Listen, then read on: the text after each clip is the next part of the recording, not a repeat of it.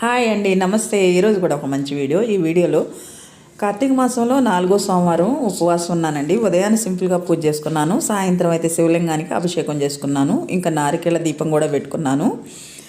ఇవన్నీ ఇంట్లో పూజ అంతా అయినాక శివలింగానికి అభిషేకం, పూజ, ఇంకా తులసమ్మ దగ్గర పూజ ఇవన్నీ అయినాక గుడికి వెళ్ళామండి. గుడికి వెళ్ళి అక్కడ కూడా పంచామృతాలు తీసుకుపోయి శివలింగం మీద పోసి అభిషేకం చేసుకొని చక్కగా దీపాలు పెట్టుకొని, ఉసిరి దీపం, మామూలు దీపాలు అన్నీ కూడా దీపాలు పెట్టుకొని చక్కగా స్వామివారిని చూసి నమస్కారం చేసుకొని కొంచెంసేపు కూర్చొని ఆమెను వచ్చామండి. చాలా బాగా అనిపించింది.